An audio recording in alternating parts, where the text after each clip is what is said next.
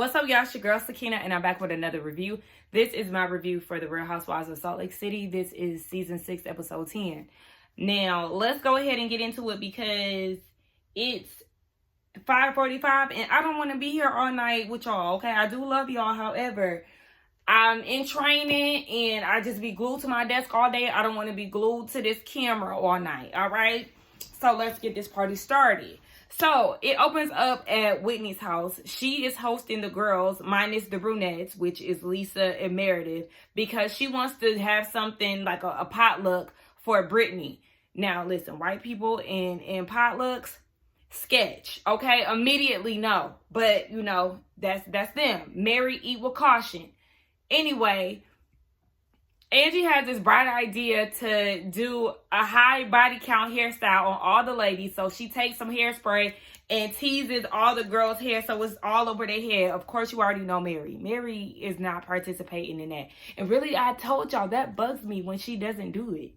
Like, girl, what's wrong with having a little fun? Like, it's kind of equivalent to how Lisa was with the whole glam thing when they went to, they went to Trixie, her hotel, and Lisa was all about the glam. I can't do drag makeup because my glam, da-da-da. Like, I don't like stuff like that. Be a team player. Like, the only time I really recall her being a team player was on the yacht when they did the zombie party. I'm surprised she put the makeup on and all of that. Like, I be wanting her to do a little more. Like, let your walls down a little bit more. I mean, I'm happy with what we got, but you can do better. Anywho, yeah, but and I understand that it's Brittany too, so you know she probably don't want to do it because she don't fool with Brittany. But Brittany comes in, they all surprise her. It was a good laugh. It was real cute. And so Brittany said in her confessional, she was like, you know, usually I interrupt with a ding, ding, ding. What about me? You know, she always got an announcement. She was like, but not today. Today is all about me. From, what'd she say? From the women who's, no, support from the women I love. I said, you love? Girl, you might need to make sure that they love you back because a lot of these girls really don't fool with you. I feel like this Meredith situation is what's bringing the girls around to you a little bit more, but she's definitely the odd one out amongst the group. So, Bronwyn has this whole Build-A-Bear set up for her at Whitney's house because she realizes that she might have been the reason why this whole thing started to begin with. Yeah, you definitely stirred the pot. Yes, you did. Would I say she started it? It's a high chance that she did start this. If Brittany wouldn't have found that bear, then that wouldn't have led to the conversation. But at the same time, it stemmed from what Brittany said the night before about Seth and this whole TikTok thing. But I don't know. Regardless of whatever, Brittany, I wouldn't trust Bronwyn because Bronwyn be playing you. She be collecting data so she can use it later. And if it comes down to you or any of the other girls, she's going to choose them and throw you under the bus every time. So, yeah, no, we already seen what limp she'll go down just to gain the popular vote from the other women. I wouldn't trust it. Just keeping it a bug. So, they all have these special messages in the stuffed animal. So, they all go around and say something. And then you get down to Mary. And Mary's don't say nothing. They was like, well, what is it saying? Because it was like some static sound. She said, nothing, okay? And that's because her and Brittany had a little beef on the boat where Brittany, well, what's her name? Mary was saying that Brittany ain't cool and all of that. So Mary was saying that Brittany isn't cool. And Brittany was saying that Mary is the least Christian-like person. So that was a whole back and forth between them. And according to Mary, she's just being cordial because she don't like what Meredith was doing on that plane to Brittany. So speaking of Meredith, Whitney feels like what Meredith did, she crossed the line and it really is given there's no coming back from it. So Bronwyn was like, well, I talked to her and she said that none of that ever happened. She didn't even talk to Brittany and that Brittany should not have been eavesdropping. Here we go with that mess. So Heather is like, Lisa is crazy. She's trying to force me to believe her side of things, or, you know, acting like nothing happened. She's rewriting history. and she ain't going for it. She said when it come down to Meredith and Lisa, like, you know, they have shared experiences, things that make them want to make her want to ride for them, but she can't keep doing that if they can't take accountability for what they did. And even Mary was chiming in like, yeah, they have to, you know, take some type of accountability. And Whitney changes up the conversation when she peeps that Bronwyn is not wearing her ring. Bronwyn said, yes, she is not wearing her ring. She tells the ladies about Todd looking at women on the plane. Did y'all see Brittany's fake ass response? She was like, girl, you don't care that damn much. And him looking at pictures didn't even warrant that type of reaction. But we know it's Housewives. They like to play shit up. So she said instead of being like apologetic and things, Todd was very defensive, which resorted to him being kicked out of the house, and she has to talk to him for a few days. And she said that he has been trying to reach out, but she really ain't trying to hear it. And she said what he did is not like a deal breaker, but it's embarrassing. And it's also a life, like they're going to have a life-changing combo. And she tells the ladies that she wants to have an arrangement. I was very shocked to see that none of the girls had a reaction to that. Either is that or production didn't give us much of anything to go off of. Because I know the audience had a lot of, you know, reactions towards her saying that she wanted to have an arranged situation with Todd. But I told you, I feel like she's doing that for many purposes. I feel like she really ain't trying to go down to eat no coochie if Todd was okay with that. Mary's church is getting ready to reopen. They had the church in their family for 60 years, and it was the first time that they did renovations. So, baby, it was time. I would have liked to seen before and after to see what changes were made, but it looks nice regardless of whatever. Nothing too grand, you know, just a nicely interior decorated. That's what I'm trying to say. Church. But Robert Jr. is there. He looks really nice with his polo hat, his red Timbs. I said, okay, is this white outfit all right? And so she's doing some checking in on him to see how he is spiritually. And he said when he was in rehab, a lot of the people that were there, they were basically lost souls. They, I don't know if they weren't believers or whatever, but he already knew that there was a higher power, and, you know, he needed God. And so he said a lot of the people who were clueless or lost, they end up relapsing. I know right now he's like currently having some issues. I think I seen an article the other day that said that he had got arrested. I know he had got arrested for trying to go into his wife's family's house or something like that too. So, and at BravoCon, somebody asked about him, and she said that he's doing as best as he could or something along those lines. So it seems like he's still trying to figure it out. And that's just what it is when it comes down to the road of recovery. It's not always going to be, you know, clean cut. But I hope that he hasn't relapsed. I don't know if he's using other substances. We know that he uses weed, but there's a lot of people that like to think that he is using other substances. I don't know. But, yeah, that was that. I know Mary was like, well, did you tell him to pray? He said he didn't want to force that on anybody. And that's the thing. Like I told y'all, I'm not religious anymore. And I'm not into, you know, organized religion. I'm not a Christian. I know there's still people that believe, and that's perfectly fine.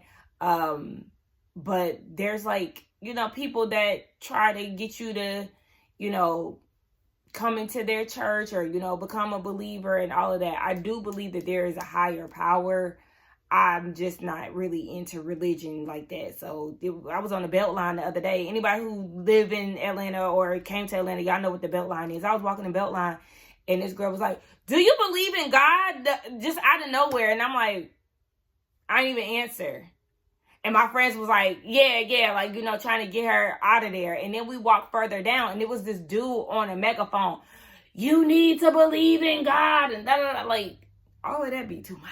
Like, back up. I don't even be opening the door when people be knocking on the door. Like, y'all, back up. But anyway, she said that the women need some soul searching. They're invited to the church. She said they act like kids. So, yeah, they need a little prayer. Get them together, Mary. Lisa and John. All right. So, they are clearly annoyed with each other. Lisa goes into this thing about how John irritated her on the way somewhere one day where she was trying to give Henry advice and John corrected her, and she didn't like that he did that because for her it makes her feel invisible, and it makes her feel like, basically she isn't heard. She's not validated. Now, according to John, he feels like, were you basically it sounded like John was saying that Lisa was trying to tell him how to think. And I don't know, this whole situation was very interesting to watch because this isn't the first scene of us seeing them with this kind of spat between them. She said that she feels more triggered and hurt by John more than the group of ladies who purposely tried to misunderstand her. And John said 90% of the time he does not listen when she talks, because she was like, you don't listen. He was like, yeah, I don't. 90% of the time I'm not listening. And they are not on the same page. And John said, we're not on the same page because I'm not on your page. And he also feels like they always talk about business to the point where they don't have anything to talk about.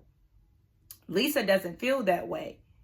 I said, okay, well, with Lisa feeling like they don't feel that way, that could be a sign of self-absorption, in which we've seen clear signs of Lisa just being so full of herself.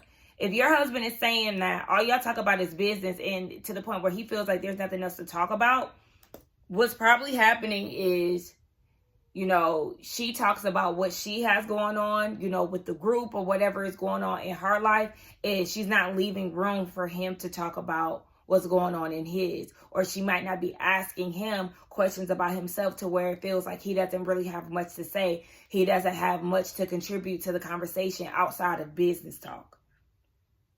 That's probably what it is.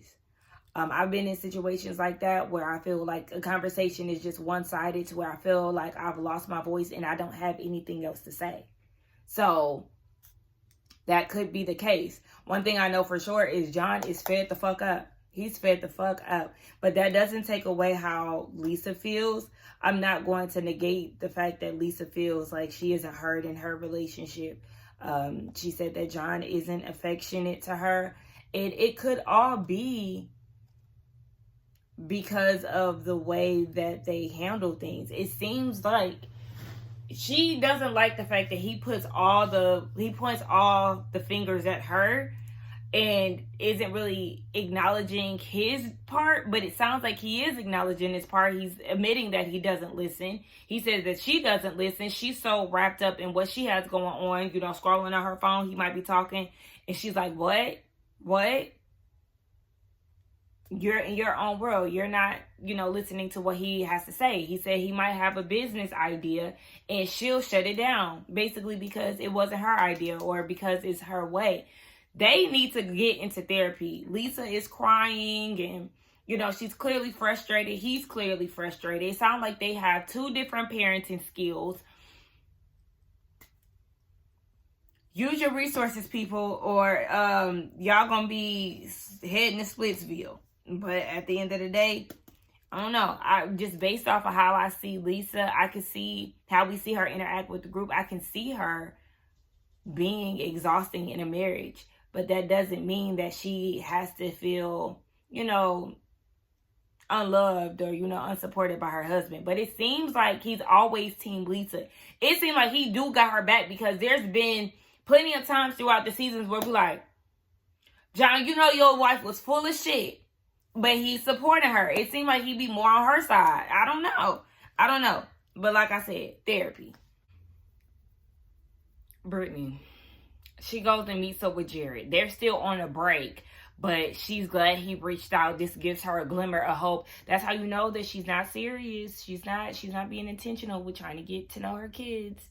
She's still following that dick around. And what is he doing? Being a dick. Because he goes and brings up that Justin, Whitney's husband, told him that Brittany was trying to flirt and mess around with the crew.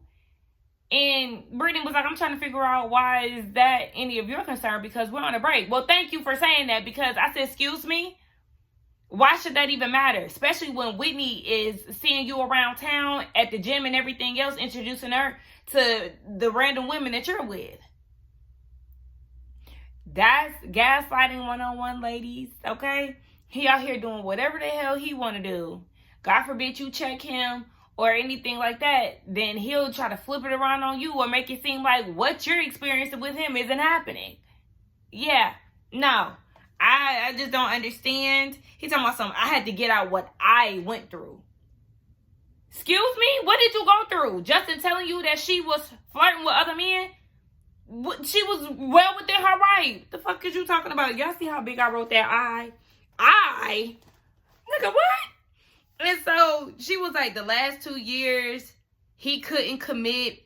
He said that Brittany runs from everything, and then she ends up walking away. And listen, next.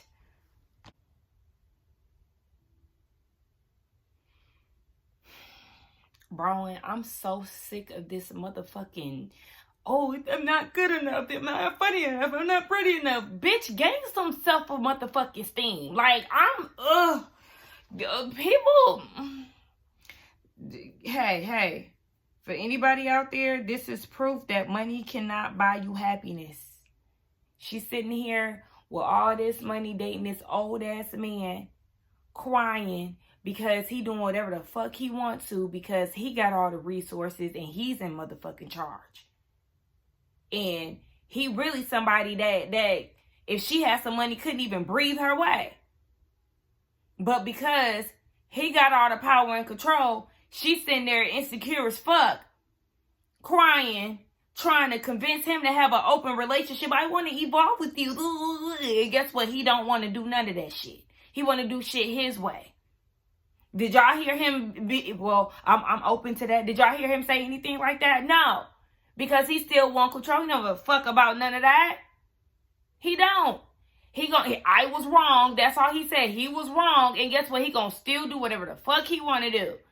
Because it's his world and you just living in it. You just getting some of the benefits, baby. That's it. Like, I'm just so tired of this motherfucking shit. He talking about some, I'm happy with you. No, the fuck you ain't. No, you ain't. You just a greedy, grumpy ass old man who gonna do whatever he want because he got some money. Sitting there looking like a motherfucking blob on that couch. Just, I'm like, ugh, the fuck? Bronwyn. Again, therapy. If y'all not willing to go sit the fuck down on somebody's couch and do the hard work to improve as a person, I don't know what to tell y'all. Lisa, Bronwyn, who else? Fucking Angie got mommy issues. Mary got mommy issues. Whitney got mommy issues. Heather, you got some self-esteem issues. You need to iron out your damn self. You letting Jen walk all over you, punch you in the face and everything else. You still want to ride for her. A cast full of broken ass people who don't want to iron out their issues. Like, the fuck? Like I said, if regular old me can go and sit down and do therapy for free with my insurance, $15 when the insurance switched, I don't know what the fuck to tell y'all. Like, I don't want to hear all this shit. Like, girl, listen, it's only so much I want to hear before I get completely turned off and checked out. And at this point, I'm getting there with Bronwyn. Girl, I don't want to keep hearing this shit. And I keep seeing you with this man and y'all sitting here fake in love and fake happy. Oh, he misses me. Do he? I guess he's sitting on his couch looking dumb as hell. Shit. Or everybody in this cast got mommy issues. Y'all got relationship issues that y'all ain't trying to go and figure out. Get away from me with this. He mad because she had a conversation with Whitney. Again, she trying to, I'm open to an open marriage if that's what you want to do. I'm open to, being a swinger if that's what you want to do. I might be open to it, girl. You ain't even confident in that. Like, Mary is at the church. Okay, lady in red. She looked amazing. Listen, Mary don't be wearing tight clothes, and we know she, modest. But I seen it when she went on the church walk with Robert, and in this red, I said, oh, she got body. I don't know if y'all peep, but I peep. All right, man, Mary. So, yeah, she's there with her cousin, and he realizes that she's come solo, and that's because Robert Jr. got in the car with her, and she realized that he was high. She sent him on back in the house and realized that this just isn't his time. She's trying to protect him and all of that. Again, like I said earlier in the review, it's an everyday process. He has his ups and downs. So, yeah, she was like, not today, baby. Gonna head back in that house. I wonder where Senior is at. But regardless of whatever, she's nervous because, it's been a while since she spoke. So, we'll see how all of that goes. She also debuted a new confessional look. Yes. She looks good. Yes. Somebody else debuted a look too. To Angie or Bronwyn? Somebody, child. I'll have it up here. So you got the blondes in the car, Heather and Whitney. Listen, sometimes I know Whitney ain't a blonde right now, but sometimes I be forgetting their names, so that's why I go back to saying the blondes and the brunettes. But they're in the car together on their way to church. Shout out to Whitney and her new confessional look. Yes, ma'am. Yes, ma'am. The girls have been showing up. I love it. So, they are about to get the black church experience, okay? Because they're used to silent church, baby, not in the black church. No. They give praise, okay? The choir gonna show out. The band gonna do their thing. Like I said, listen, I might not be religious no more, but I used to love going to church and just watching the band. The band just like, interacting with each other. And, the choir just doing their thing. I still got, I still respect it, would respect people's beliefs and all of that. But yes, baby, the singers come out the church now. Now, they were trying to figure out if Lisa and Meredith is going to be there, right? And they don't know. So you got, because Whitney said, if I see them at the church, it'll be like two whores burning. Because, they say it's like, the whores burning church. I said, not coming from Miss Winger. Miss, I can't wait till them kids get out the house because we're going to do whatever the fuck we want to do. Girl, we know about that open marriage that you just admitted to last episode. Girl, please. So, Bronwyn gets there. She's waiting in line with everybody. Did y'all see production? Bronwyn smiled at this lady, and the lady wasn't even smiling at her. She was smiling at the lady behind Bronwyn. So then Angie shows up, baby. When I tell you Angie showed up, baby, that's Sister Angie to you, okay? She know Auntie Debbie, the lady that Bronwyn was standing behind. She knew a good 3 people had came up and hugged Angie. I said, real friendship. A real sisterhood. I love that. I love that, baby. I tell you, I was cracking up and cheesing at the same time. Yes, Angie! Angie is plugged in with the people, okay? That's how you know that they are really close. That's how you know they really close for real. And not to mention, we seen Mary on Wife Swap and all of that. Mary was over when Angie's episode of Wife Swap aired. They real sisters. And they won an award for like dynamic duo at BravoCon. It's so cute. So then they're all, hanging out or whatever. Heather's skirt was cute. They look cute. I don't know what the fuck Meredith had on because Meredith and Lisa end up showing up. It's a little weird. But I said, Meredith, what the fuck is this outfit? No, ma'am. So the ladies get into the church.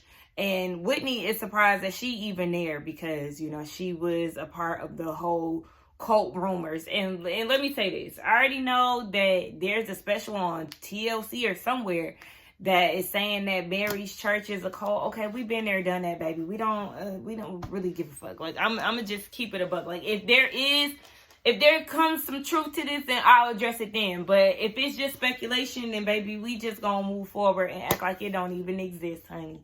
So Mary gets up and she gets on the mic. She speaks from the heart. She mentions her mom not being included in her mom's funeral. She wants to make sure that her mother's soul is right. I did get emotional when she started shouting out the ladies, you know, shouting out Bronwyn, the brunettes, her sweet Angie. Like, it was so beautiful. It did look like they had a good time. Lisa was crying. Some of, you know, the congregation was crying too. It was emotional for a lot of people. Did y'all see that white man with cornrows? I said, hold on. But Mary did really well. The ladies got the black church experience, okay? The hooting and the hollering, the Holy Ghost, and all of that. It looked like a really good time. Lisa said she was hot. Whitney said, see, that's what I told you. Two whores sweating in church. I said, well, why you ain't sweating? I guess because she ain't a hoe, huh? But anyway, yeah, it was a good scene. It was very emotional. I appreciated it. And that was that. I really don't have anything else to say about it. It was a really good episode. Y'all let me know what y'all thought. I was very surprised that Brittany didn't get an invite. Y'all heard Heather being passive aggressive. She asked why Meredith came in with that damn cast on her foot. She said because she sprung her toe. She said from kicking Brittany. But yeah, that was it, y'all. Let's get down in the comments and talk. Do not forget to like, comment, subscribe, hype the video, and I will see y'all in the next one. Bye.